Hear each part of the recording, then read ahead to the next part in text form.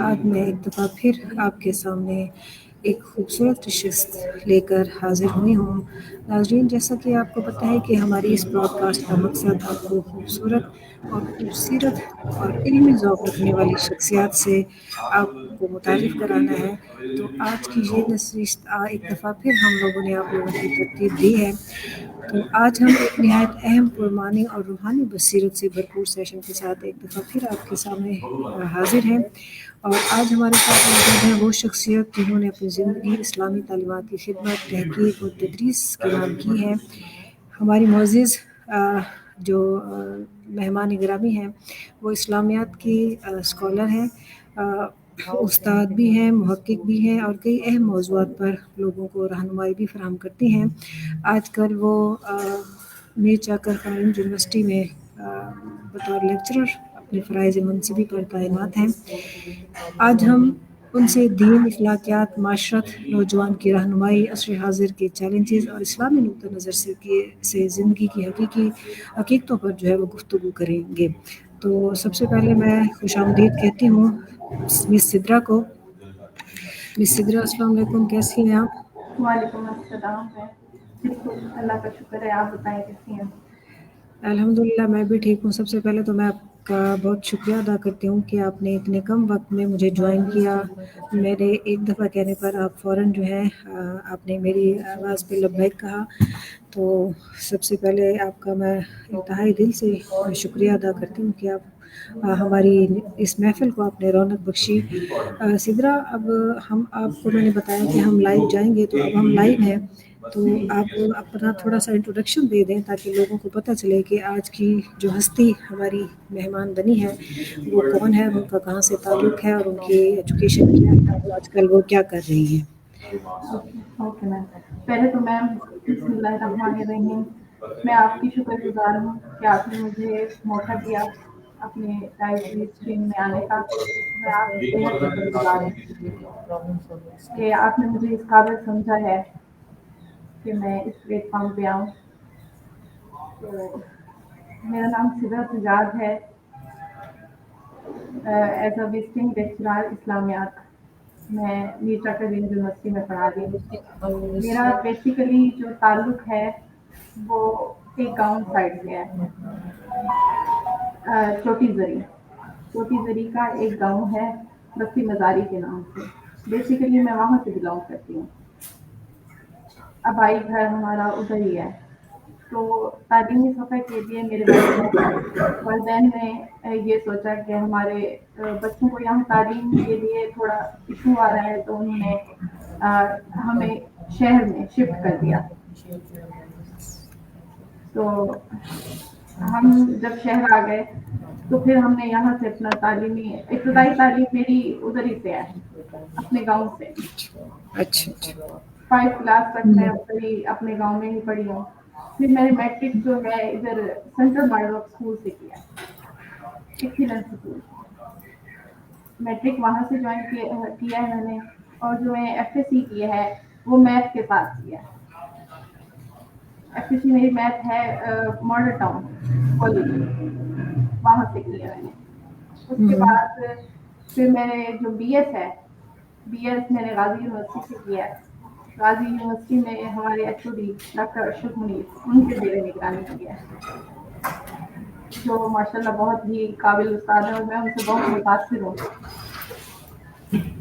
ان کے بعد میں نے ہائر ایجوکیشن جو ہے ایم فل جو ہے وہ میں نے وومن یونیورسٹی آف ملتان سے کیا۔ وومن یونیورسٹی آف ملتان، وہاں سے جو میرا تھیسس ہے وہ میم جو پرفیوم پر آتا صاحبہ ہے ان کی سپرویژن میں نے اپنا تھیسس کمپلیٹ کیا، جو نہایت میں کہتی ہوں بہت ہی اچھی استاد بھی ہیں اور بہت اچھی وی سی بھی ہیں۔ ایچ او ڈی ڈپارٹمنٹ اسلامیات میں بھی ان کا وہ ہے تعلق، ان کا جو ہے وہ اسلامیات سے ہی ہے، اور وہ وہاں کی وی سی بھی ہے۔ اچھا یہ میرے لیے آنر کی بات تھی کیونکہ اسلامیات کی ایک ایچ او ڈی ہونے کے ساتھ ساتھ وہ وی سی بھی ہے وہاں پہ۔ جی، تو یہ چھوٹا تو سا میرا تعارف تھا۔ تو آپ مطلب آپ نے ایم فل ملتان سے کیا ہے، تو ایم فل کے فوراً بعد کیا آپ کی جاب ہو گئی تھی؟ جی میں نے 2025 میں اپنا کمپلیٹ کیا ہے ایم فل. جیسے ہی میں نے کمپلیٹ کیا تو یہاں پہ میر جعفر یونیورسٹی میں سیٹیں آئیں اور میں نے ان کے لیے اپلائی کر دیا. میں میر جعفر یونیورسٹی میں نہیں پڑھا رہی، غازی یونیورسٹی میں بھی پڑھا رہی ہوں ساتھ. جہاں اچھا میں اچھا، خود پڑھی ہوں وہاں پہ میں پڑھا بھی رہی ہوں. ماشاء اللہ بڑے اعزاز کی بات ہے کہ جو طلباء جس یونیورسٹی میں پڑھتے ہیں جب ان کو وہیں سے ہی آفر ملتی ہے تو وہ ان طلباء کے لیے بھی اعزاز کی بات ہوتی ہے اور وہ اساتذہ کے لیے بھی کہ ان کا وہ جو انہوں نے پودا لگایا تھا وہ اب درآور درخت بن چکا ہے اور وہ اب پھل بھی دینے لگا ہے. تو ایسے ہونہار طلباء نہ صرف والدین کے لیے قیمتی سرمایہ ہوتے ہیں بلکہ اداروں کے لیے بھی. بہت خوشی ہوئی اس طرح کی یہ بات سن کر کہ آپ نے جس ادارے میں پڑھائی کی اسی ادارے میں آپ پڑھا بھی رہی ہیں، اور اللہ سے دعا ہے کہ آپ کو اللہ تعالیٰ مزید کامیابیاں بھی دے. اچھا سدرا، آمین. آپ نے جیسے بتایا کہ آپ کا تعلق چوٹی زیریں سے ہے، وہ ایک بیک ورڈ سا علاقہ ہے، میں اس کو جانتی بھی ہوں پرسنل. تو میرا آپ سے ایک سوال ہے کہ ایسے علاقے میں پڑھائی کا اور اس لیول تک پڑھنا، وہاں کے لوگ اس کو کہیں معیوب تو نہیں سمجھتے تھے؟ آپ کو پڑھنے میں کوئی مشکل تو نہیں پیش آئی کہ پریشر ہو سماج کا، پریشر خاندان کا یا گھر والوں کا یا آپ کے خونی رشتوں کا؟ تو پڑھائی کے سلسلے میں آپ کو کوئی مشکلات کا سامنا تو نہیں کرنا پڑا؟ میم بیسیکلی اگر میں اپنا بتاؤں تو مجھے کسی مشکلات کا سامنا نہیں کرنا پڑا. لیکن آپ جیسے بتایا کہ ایسے علاقوں میں بہت کچھ ایسا ہوتا ہے کہ بیٹیوں کو زیادہ نہیں پڑھنے دیا جاتا. ان کو اس چیز سے روکے رکھتے ہیں کہ بیٹیاں زیادہ آگے نہ جائیں اور باہر نہ نکلیں. ہمارا جو علاقہ ہاں ہے، لیکن ہاں وہ جی. میرے والدین میں ان کی بہت شکر گزار ہوں کہ انہوں نے بہت ہی کبھی مجھے اس بات کا احساس ہی نہیں ہونے دیا کہ آپ ایک بیٹی ہو، آپ یہ نہیں کر سکتی. میرے والدین ان کو پیچھے سے سپورٹ کی اپنے والدین سے. میرے جو دادا ابو اور دادی اماں تھی وہ بہت ہی زیادہ کانشیس تھے اپنے بچوں کے بارے میں، کیونکہ ان کی پیچھے کوئی بیک اس طرح کی نہیں تھی. لیکن انہوں نے صرف اپنے بچوں کو پڑھانے کے لیے بہت ہی محنت کی. میرے والد صاحب کہتے ہیں کہ جب ہم ان سے کہتے ہیں کہ آپ نے بہت کوشش کی، وہ کہتے ہیں کہ نہیں میں نے نہیں، میرے جو والد صاحب ہیں جیسے کہ میرے دادا ابو انہوں نے بہت کوشش کی ہے ہم سب کو یہاں تک پہنچانے کے لیے. ہمیں ان کا شکر گزار ہونا چاہیے کہ پیچھے انہوں نے ہمیں اتنی اچھی گائیڈ لائن دی کہ ہم بھی پھر اپنے بچوں کو ویسی گائیڈ لائن دیں. مجھے پرسنلی کوئی اس طرح کا نہیں رہا کہ مجھے روکا جائے تعلیم سے. کوئی اس طرح کا ایشو نہیں آیا. بالکل صحیح لیکن کہہ رہی ہیں ہمارے سدرا جی. بہت خوشی ہوئی یہ سن کر کہ فیملی کوئی پریشر نہیں تھا اور اپنے گھر والوں کے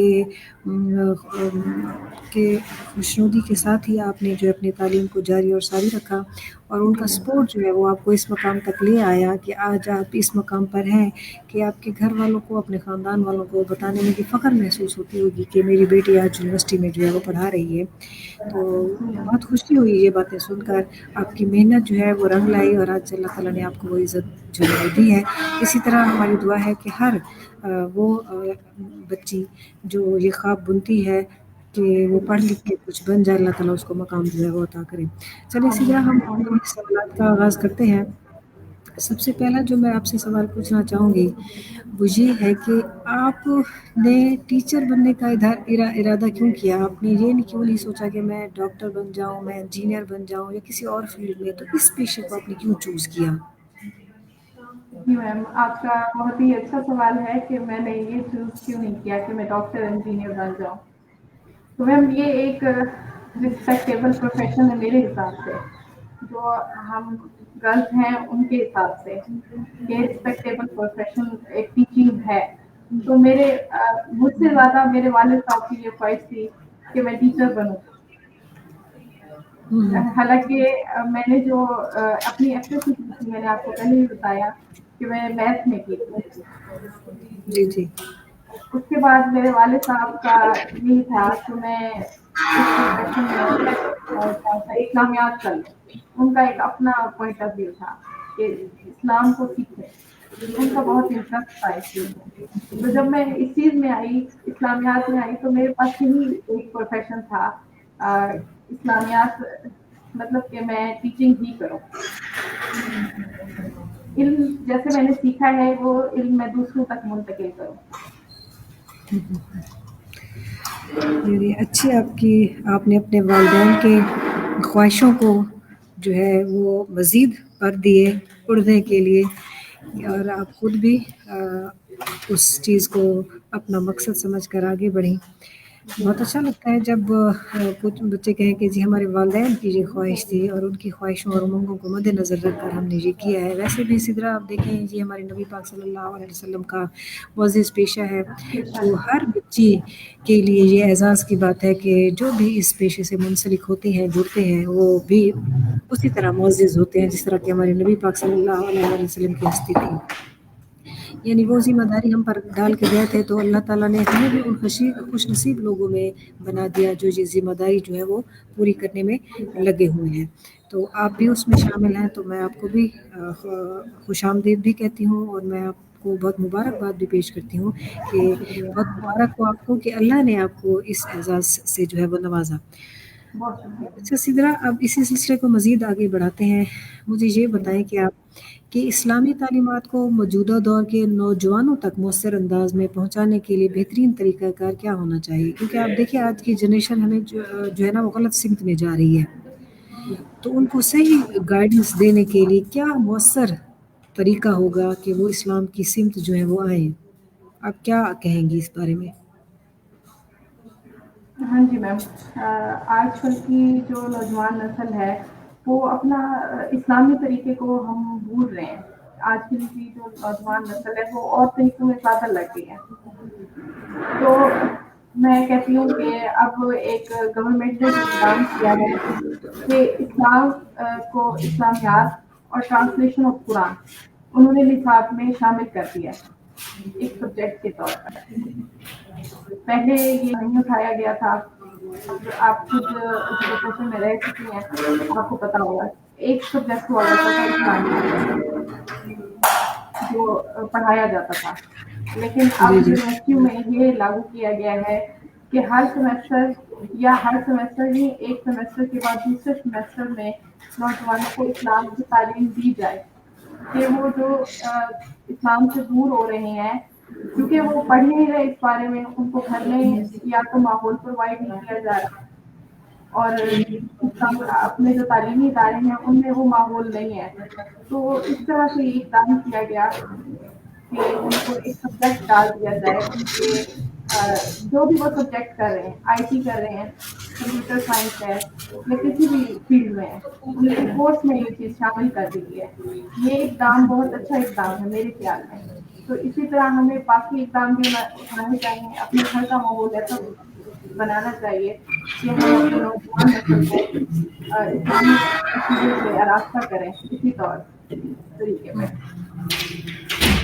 बिल्कुल सही कहा आपने कि नौजवान नस्ल को दीन की तरफ राग़िब करके हम उनकी दुनिया और आखिरत दोनों संवारने में ममद व मामून साबित हो सकते हैं। उनमें असातिज़ा का भी बहुत ज़्यादा किरदार है और उसमें वालिदैन का भी बहुत ज़्यादा किरदार है। तो घर और इदारे मिलकर नौजवान को बेराह रवी से बचाने में ममद व मामून साबित हो सकती हैं। अच्छा सिद्रा, मुझे ये बताएं कि कुरान पाक की हकीकी फ़हम के लिए एक आम मुसलमान कहाँ से शुरुआत करे? हाँ जी, बहुत अच्छा सवाल है मैम कि एक आम मुसलमान के लिए सबसे पहले उसे एक आम मुसलमान को चाहिए कि डेली कुरान मजीद पढ़े, चाहे वो एक पेज भी पढ़ना हो उसने तो उसको समझ कर पढ़े। किसी दीनी आलिम दीन जिसपे अमली प्रैक्टिकल उसको देखा हो दीनी आलिम दीन को कि हाँ वो अच्छा पढ़ाते हैं, तो उससे रहनुमाई हासिल करनी चाहिए उससे। खुद पढ़े, साथ में हमारा एक अमलिया ये भी है कि हम जो है कुरान मजीद को जस्ट अरबी में पढ़ते हैं। अल्लाह ताला ने हमें हालांकि हिदायत के लिए भेजा है, ये कुरान मजीद हिदायत के लिए भेजा है। अरबी में पढ़ना एक सवाब का काम है, لیکن ہم اس کو سمجھ کے نہیں پڑھتے. سمجھ کے یہی ہے اس کا ترجمہ نہیں کرتے، ساتھ میں آیت کا اسباب نزول نہیں دیکھتے کہ اس کا اسباب نزول کیا تھا، پیچھے بیک گراؤنڈ کیا تھا. ایک عام مسلمان کو چاہیے جب بھی وہ قرآن مجید پڑھے جسٹ عربی متن کو نہ پڑھے. عربی متن پڑھنے کا ایک ثواب ہے، لیکن اس کو ترجمہ بھی کرے، ساتھ میں اس کی تفسیر بھی جانے. اگر اسے خود نہیں آ رہا تو کسی عالم دین سے رہنمائی حاصل کرے اس کی، کہ اس کو سے پوچھے کہ اس کا اسباب نزول کیا تھا. آج کل تو جدید دور ہے، آپ نیٹ پہ سرچ کر رہے ہیں، آپ کسی بھی ویب سائٹ پہ سرچ کریں، آپ کو ترجمہ بھی مل جائے گا، ایک اچھی تفسیر بھی مل جائے گی قرآن مجید کی. ایک عام مسلمان کو چاہیے کہ وہ ان طریقوں کو اپنائے. اگر وہ ایک پیج بھی پڑھ رہا ہے دن میں تو اس کی تفسیر اور ترجمہ ساتھ کرے.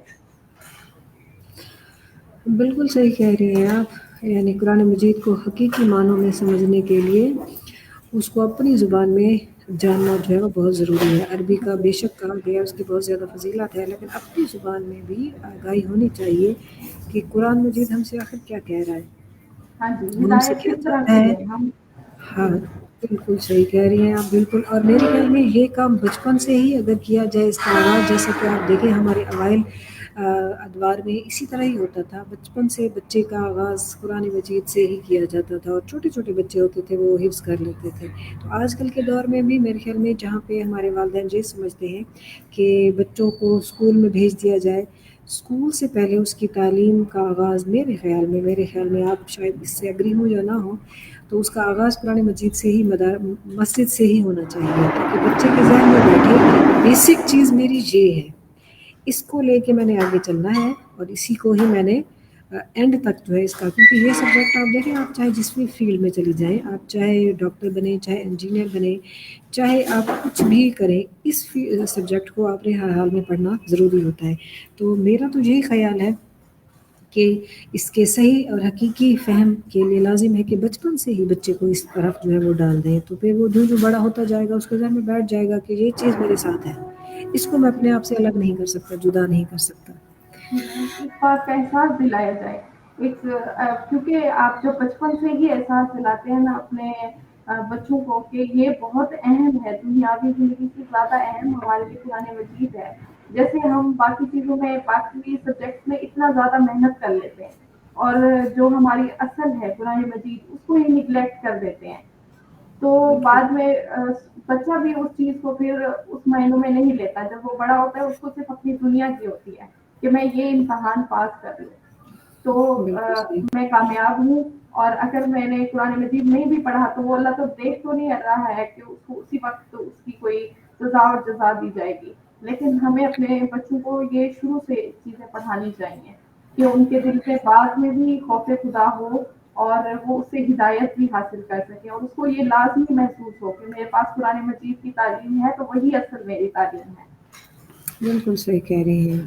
اچھا، اپنے اس سلسلے کو مزید ہم آگے بڑھاتے ہیں. اسی طرح مجھے یہ بتائیں کہ یہ جو معاشرتی مسائل ہیں، جیسے بے صبری ہے، بے راہ روی ہے، اخلاق کی باختگی ہے، اس کے حل کے لیے اسلام ہمیں کیا رہنمائی دیتا ہے، کس طرح گائیڈ کرتا ہے؟ ان تمام چیزوں سے چھٹکارے، نجات کا طریقہ کیا ہوگا، کیا سلوشن دیتا ہے اسلام؟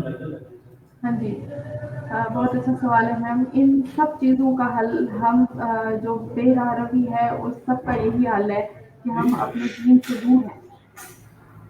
ہمیں اللہ تعالیٰ پہ یقین نہیں رہا، ہم صرف دنیاوی چیزیں لے کے چل رہے ہیں، ہم دنیا کو زیادہ اہمیت دے رہے ہیں، میٹریلسٹک زیادہ ہو گئے ہیں، اور اللہ تعالیٰ پہ بھروسہ اٹھ گیا ہے. جب ہم ان چیزوں سے معاشرے میں ان چیزوں پہ لگ جاتے ہیں، اللہ تعالیٰ کی طرف سے راغب نہیں ہوتے، تو پھر بے راہ روی ہوتی ہے.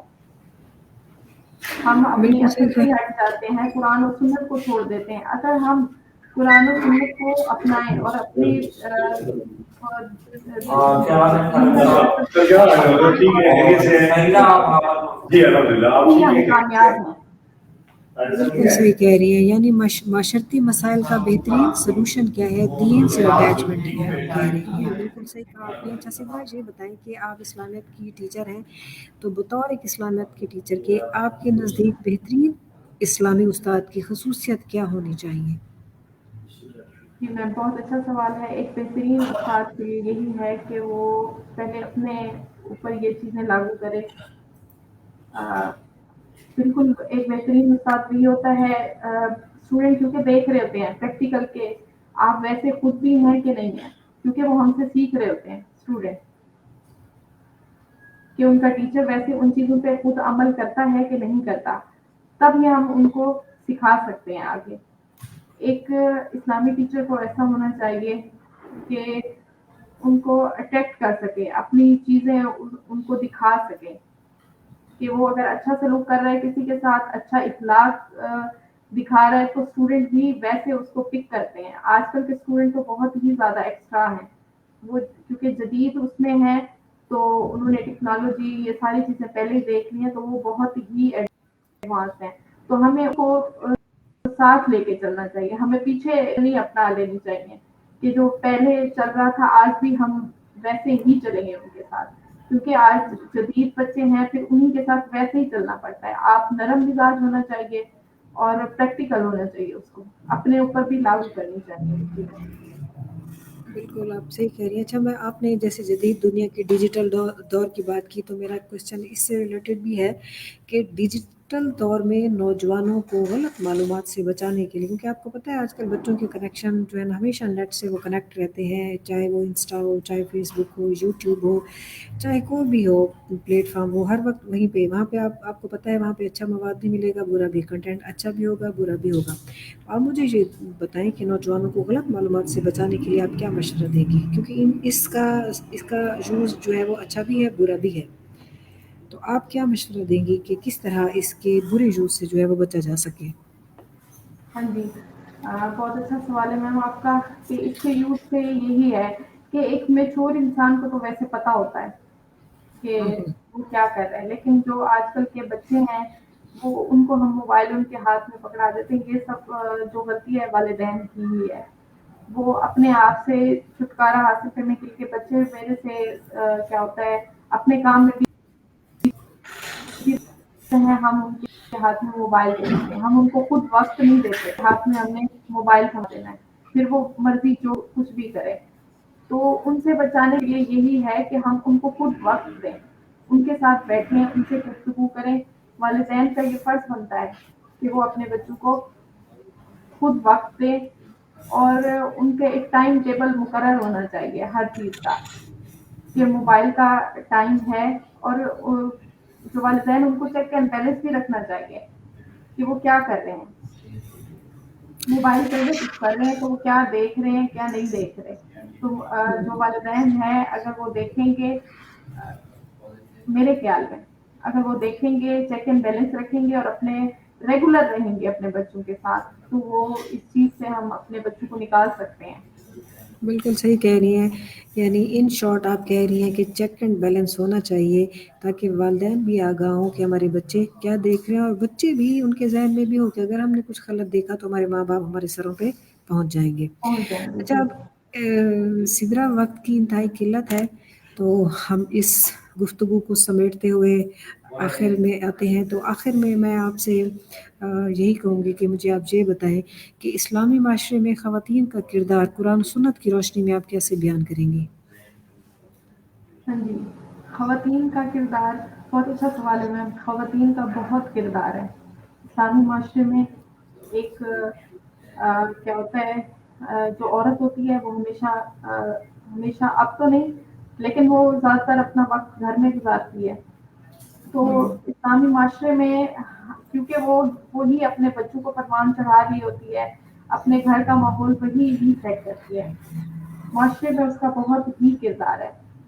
تو اپنے بچوں کی تربیت وہی کرتی ہے. اس کو قرآن و سنت کا علم بہت زیادہ ضروری ہے کہ ایک عورت کو قرآن و سنت کا علم ہونا چاہیے، کیونکہ وہ اپنے بچوں کی پرورش کرتی ہے تو ان کو سکھاتی ہے.